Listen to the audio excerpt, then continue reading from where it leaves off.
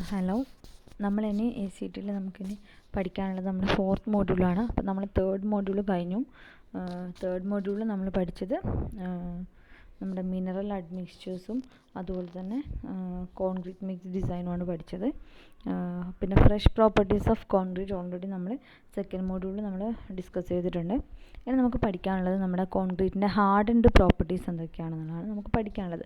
അതായത് hardened properties എന്ന് പറയുന്നത് കോൺക്രീറ്റ് ഹാർഡായി സെറ്റ് ചെയ്ത് കഴിഞ്ഞാൽ കോൺക്രീറ്റ് നമ്മൾ മിക്സ് ചെയ്ത് നമ്മളത് പ്ലേസ് ചെയ്ത് കോമ്പാക്റ്റ് ചെയ്ത് അത് സെറ്റ് ചെയ്ത് ഹാർഡായി കഴിഞ്ഞാൽ അതിൻ്റെ എന്തൊക്കെയാണ് അതിൻ്റെ ഇമ്പാർട്ട് ചെയ്യുന്ന പ്രോപ്പർട്ടീസ് ഏതൊക്കെയാണെന്നുള്ള കാര്യമാണ് നമ്മൾ 4th മോഡ്യൂളിൽ ഡിസ്കസ് ചെയ്യാൻ പോകുന്നത്. അപ്പോൾ അതിൻ്റെ സിലബസ് ആണ് ഇവിടെ കാണുന്നത്.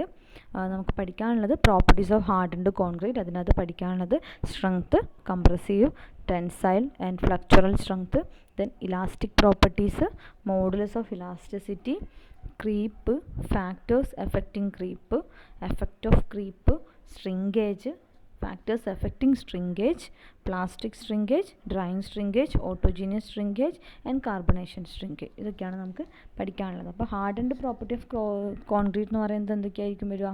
കോൺക്രീറ്റിൻ്റെ ഹാർഡൻഡ് പ്രോപ്പർട്ടി എന്ന് പറയുമ്പോൾ ഞാൻ പറഞ്ഞു ഓൾറെഡി ഹാർഡൻഡ് സ്റ്റേറ്റിലുള്ള പ്രോപ്പർട്ടിയാണ്.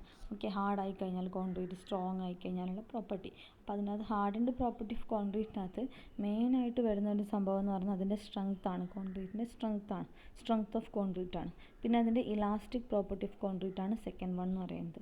തേർഡ് വൺ എന്ന് പറയുന്നത് creep, fourth one shrinkage and thermal properties and sixth one is fatigue.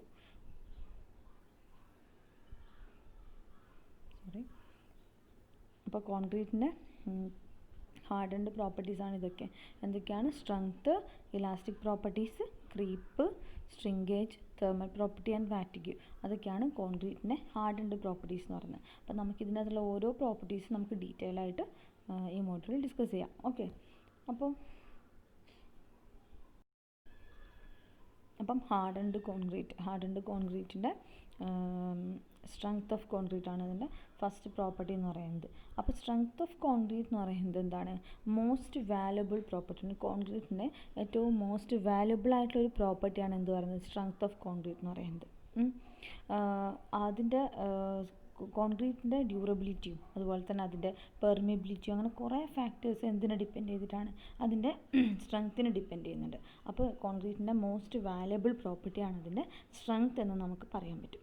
Okay, പിന്നെ പറയുന്നത് കോൺക്രീറ്റിൻ്റെ സ്ട്രെങ്ത് എന്ന് പറയുന്നത് it gives overall picture of the quality of concrete because strength is directly related to the structure of hydrated cement paste. Strength എന്ന് പറയുന്നത് കോൺക്രീറ്റിൻ്റെ strength എന്ന് പറയുന്നത് it gives a overall picture of the quality of concrete. കോൺക്രീറ്റിൻ്റെ ക്വാളിറ്റീൻ്റെ ഓവറോൾ പിക്ചറാണ് നമുക്ക് കോൺക്രീറ്റിൻ്റെ സ്ട്രെങ്ത്തിനകത്ത് നമുക്ക് കിട്ടുന്നത്. അത് റെപ്രസെൻ്റ് ചെയ്യുന്നത് കോൺക്രീറ്റിൻ്റെ സ്ട്രെങ്ത് റെപ്രസെൻ്റ് ചെയ്യുന്നത്.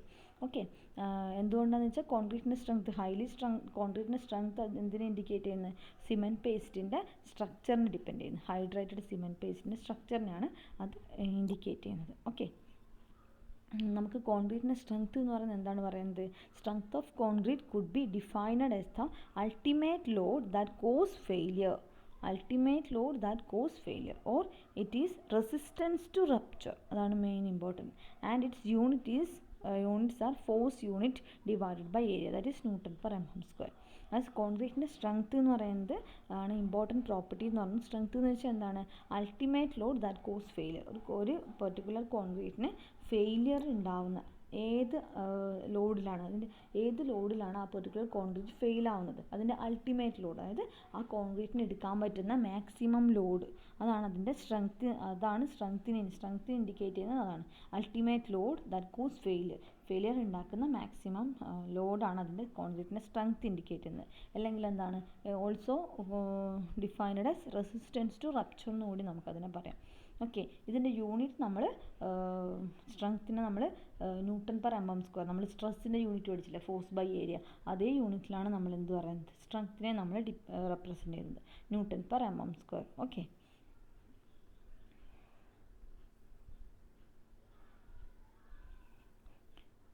അപ്പോൾ സ്ട്രെങ്ത് ഓഫ് കോൺക്രീറ്റ് എന്ന് പറയുന്നത് നമ്മൾ മെഷർ ചെയ്യുന്നത്, നമ്മൾ സ്ട്രെങ്ത് ഓഫ് കോൺക്രീറ്റ് മെഷർ ചെയ്യുന്നത് ഇങ്ങനെയാണ്. ഒന്നുകിൽ നമ്മൾ സിലിണ്ടർ ഉണ്ടാക്കും, അല്ലെങ്കിൽ ക്യൂബ് ഉണ്ടാക്കിയിട്ട്, അതാണ്ട് ഫിഗറാണ് ഇവിടെ കാണിച്ചിട്ടുള്ളത്. ഓക്കെ, സിലിണ്ടർ അല്ലെങ്കിൽ ക്യൂബ് ഉണ്ടാക്കിയിട്ട് നമ്മൾ സ്ട്രെങ്ത് മെഷർ ചെയ്യുന്ന എക്യുപ്മെൻ്റ് ഉണ്ട്, മെഷീൻ ഉണ്ട്, അതിനകത്ത് വെച്ചിട്ട് നമ്മൾ ലോഡ് അപ്ലൈ ചെയ്യും. അപ്പോൾ ഏത് ലോഡിലാണ് ആ പർട്ടിക്കുലർ കോൺക്രീറ്റിന് ഫെയിലിയർ ഉണ്ടാകുന്നത്, ആ ലോഡ് നമ്മൾ നോട്ട് ചെയ്യും. ഓക്കെ, അതായിരിക്കും അതിൻ്റെ സ്ട്രെങ്ത്, കംപ്രസീവ് സ്ട്രെങ്ത് എന്ന് പറയുന്നത് കോൺക്രീറ്റിൻ്റെ. ഓക്കെ, അപ്പം നമ്മൾ കോൺക്രീറ്റിൻ്റെ സ്ട്രെങ്ത് മെഷർ ചെയ്യുന്ന, കംപ്രസീവ് സ്ട്രെങ്ത് ആണെങ്കിൽ അത് മെഷർ ചെയ്യുന്ന എക്യുപ്മെൻ്റ് ആണ് UTM എന്ന് പറയും, യൂണിവേഴ്സൽ ടെസ്റ്റിംഗ് മെഷീൻ എന്നാണ് നമ്മളതിനെ പറയുന്നത്. Okay, UTM, universal testing machine. ഇനി കോൺക്രീറ്റിൻ്റെ സ്ട്രെങ്ത് നമ്മൾ പറഞ്ഞു. ഇനി അതിൻ്റെ ഫ്രാക്ചർ ആൻഡ് ഫെയിലിയർ എന്താണ് ഫ്രാക്ചർ, എന്താണ് ഫെയിലിയർ. അതായത് നമ്മൾ കോൺക്രീറ്റിൻ്റെ അകത്ത് നമ്മൾ ലോഡ് അപ്ലൈ ചെയ്യുമ്പോൾ, concrete specimen subjected to any state of stress with stress can support load up to 40 to 60% of ultimate without any apparent sign of distress. അതായത് കോൺക്രീറ്റിനകത്ത് അതിൻ്റെ അൾട്ടിമേറ്റ് ലോഡിൻ്റെ 40 to 60% ഓഫ് അൾട്ടിമേറ്റ് ലോഡ് വരെ ഒരു concrete specimen carry ചെയ്യും. അതിനകത്ത് സ്ട്രെസ്സോ particular സ്ട്രെസ്സോ ഒന്നും form ചെയ്യാതെ, അതായത് ക്രാക്സ് ഒന്നും ഇല്ലാതെ 40 to 60% അത് ക്യാരി ചെയ്യും. എന്നാൽ ഇതിൽ ബിലോ ദിസ് ലെവൽ ആണെങ്കിൽ any sustained load result in creep strain which is proportional to applied stress and can be defined in terms of specific creep. അതായത് ഒരു 40 to 60% പറഞ്ഞത്, അപ്പോൾ അതിനേക്കാൾ കുറവ് ലോഡ് നമ്മൾ അപ്ലൈ ചെയ്യുന്ന, അൾട്ടിമേറ്റ് ലോഡിൻ്റെ 40 to 60%-നേക്കാൾ കുറവ് നമ്മൾ എന്താണ്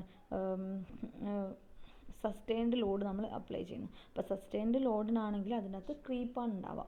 ക്രീപ്പ് എന്ന് വെച്ചാൽ അതിൻ്റെ ടൈം ഡിപ്പെൻഡൻറ്റ് ഫാക്ടർ എന്നാണ് നമ്മൾ ക്രീപ്പിനെ പറയാം. അപ്പോൾ അതിൽ ക്രീപ്പാണ് ഡെവലപ്പ് ചെയ്യുക. എന്നാൽ നമ്മൾ അതിനേക്കാൾ ലോഡ് ഇൻക്രീസ് ചെയ്ത്, അൾട്ടിമേറ്റ് ലോഡിനേക്കാൾ 40 to 60% ലോഡ് ഇൻക്രീസ് ചെയ്തെന്ന് വെച്ചോ. As the Lord is increased above this level, soft but distinct noise or internal disruption can be heard until is at about 70 to 90% of ultimate load. അത് ultimate ലോഡിൻ്റെ 70 to 90% ആവുന്നത് വരെ എന്താണ് ഉണ്ടാകുന്നത്, അതിനകത്ത് ചെറിയൊരു internal disruptions ഉണ്ടാവും. അതായത് ഇൻറ്റേർണൽ ക്രാക്സ് ഫോം ചെയ്യും അതിൻ്റെ സർഫേസിൽ. ഓക്കെ, അൾട്ടിമേറ്റ് ലോഡിൻ്റെ ബിയോണ്ട് ആണെങ്കിൽ ആ സ്പെസിമെൻ ഡിസ്ട്രക്ചർ ആവും, അതായത് ഫുള്ളി ഫെയിലായി പോകും ആ സ്ട്രക്ചർ എന്ന് പറയുന്നത്. ഓക്കെ, അപ്പോൾ അൾട്ടിമേറ്റ് ലോഡിൻ്റെ 40 to 60% വരെ അതിൽ എന്താണ് ക്രാക്സിൻ്റെ സൈനോ അങ്ങനെയൊന്നും ഉണ്ടാവില്ല. അതിൽ കുറവ്, അൾട്ടിമേറ്റ് ലോഡിൻ്റെ 40 to 60% കുറവ് നമ്മൾ സസ്റ്റെയിൻഡ് ലോഡ്, അതായത് കണ്ടിന്യൂസ് ആയിട്ടുള്ള ലോഡ് നമ്മൾ സസ്റ്റെയിൻഡ് ലോഡിങ് അപ്ലൈ ചെയ്യുകയാണെങ്കിൽ ക്രീപ്പിനുള്ള ചാൻസ് ഉണ്ട്. അതാണ് സെക്കൻഡ് പോയിന്റ് പറയുന്നത്. എന്നാൽ അതിനേക്കാൾ കൂടുതൽ നമ്മൾ അൾട്ടിമേറ്റ് ലോഡിൻ്റെ 40 to 60% അല്ല പറഞ്ഞത്, അതിനേക്കാൾ കൂടുതൽ ലോഡ് നമ്മൾ അപ്ലൈ ചെയ്ത് കഴിഞ്ഞാൽ അത് 70 to 90% ആകുമ്പോഴേക്കും എന്താ സംഭവിക്കുക, അതിൽ സ്മോൾ ക്രാക്സ് ഫോം ചെയ്യും. ഇനി അൾട്ടിമേറ്റ് ലോഡിനേക്കാൾ ബിയോണ്ട് ആകുമ്പോൾ, അതിനേക്കാൾ നല്ല ഹെവിയർ ലോഡ് ആകുമ്പോൾ ഡിസ്ട്രക്ചർ സംഭവിക്കുന്നത് കോൺക്രീറ്റിന് ഫെയിൽ ആവും. ഓക്കെ, അതാണ് പറയുന്നത് ഇതിൽ. അപ്പം നമ്മൾ കോൺക്രീറ്റിന് ഫെയിലിയർ ആൻഡ് ഫ്രാക്ചറിൻ്റെ ഫിഗറാണ് കൊടുത്തിരിക്കുന്നത്. ആദ്യം ഇതിപ്പോൾ ഒരു ഫ്ലക്ചറൽ സ്ട്രെങ്ത്, ഒരു ബീമിൻ്റെ ഫ്ലക്ചറൽ സ്ട്രെങ്ത് മെഷർ ചെയ്യുന്നത്, ഇതൊരു സിലിണ്ടറിൻ്റെയാണ് സെക്കൻഡ് ഫിഗറിൽ കാണിച്ചിട്ടുള്ളത്. ഓക്കെ, സിലിണ്ടറിൻ്റെ കംപ്രഷൻ സ്ട്രെങ്ത്തും ഇത് ഫ്ലക്ചറൽ സ്പ്ലിറ്റ് ടെൻസൈൽ സ്ട്രെങ്ത് അല്ലെങ്കിൽ ഫ്ലക്ചറൽ സ്ട്രെങ്ത് ആണ് നമ്മളിതിനെ പറയാം. അതിൻ്റെ ഫ്രാക്ചർ ഉണ്ടായിക്കഴിഞ്ഞാൽ അല്ലെങ്കിൽ ഫെയിലിയർ എന്ന് പറയുമ്പോൾ സ്മോൾ ക്രാക്സ് ഫോം ചെയ്യുക ഫ്രാക്ചർ. ഫെയിലിയർ ആണെങ്കിൽ എന്താ സംഭവിക്കുന്നത്, അൾട്ടിമേറ്റ് സ്ട്രെങ്ത്തിനേക്കാൾ കൂടുതലായിരിക്കുന്ന സംഭവം ഫെയിലായി പോയി, ഇതുപോലെ ഫെയിലായി പോകും. ഓക്കെ, ഇനി കോൺക്രീറ്റിൻ്റെ എന്തൊക്കെയാണ് കോൺക്രീറ്റിൻ്റെ സ്ട്രെങ്ത് എന്ന് നമുക്ക് നോക്കാം. നമ്മൾ സ്ട്രെങ്ത്താണ് കോൺക്രീറ്റിൻ്റെ ഹാർഡൻഡ് പ്രോപ്പർട്ടിയിലെ ഫസ്റ്റ് വൺ എന്ന് പറഞ്ഞു. ഇനി എന്തൊക്കെയാണ് കോൺക്രീറ്റിൻ്റെ സ്ട്രെങ്ത് എന്ന് നോക്കാം. ഫസ്റ്റ് വണ്ണാണ് കംപ്രസീവ് സ്ട്രെങ്ത്. കോൺക്രീറ്റിൻ്റെ സ്ട്രെങ്ത്തിൽ ഫസ്റ്റ് വൺ കംപ്രസീവ് സ്ട്രെങ്ത്, പിന്നെ tensile strength, then shear strength, then bond strength. Fifth one is impact strength and sixth one is fatigue strength. ഇതൊക്കെയാണ് കോൺക്രീറ്റിൻ്റെ സ്ട്രെങ്ത് എന്ന് പറയുന്നത്. അപ്പോൾ നമുക്കിനി ഇതിൽ ഓരോന്നും ഡീറ്റെയിൽ ആയിട്ട് എന്താണെന്ന് നോക്കാം. കംപ്രസീവ് സ്ട്രെങ്ത് എന്താണ്, എങ്ങനെയാണ് മെഷർ ചെയ്യുന്നത്, ക്യൂബിൻ്റെ സൈസ് എത്രയാണ്, അല്ലെങ്കിൽ ഏത് സ്പെസിമെനാണ് യൂസ് ചെയ്യുന്നത്, അങ്ങനത്തെ ഓരോ കാര്യങ്ങളും. അതുപോലെ ടെൻസൈൽ സ്ട്രെങ്ത്തും ഷിയർ സ്ട്രെങ്ത്തും അങ്ങനത്തെ എല്ലാ കാര്യങ്ങളും നമുക്ക് ഡീറ്റെയിൽ ആയിട്ട് പഠിക്കാം. ഓക്കെ,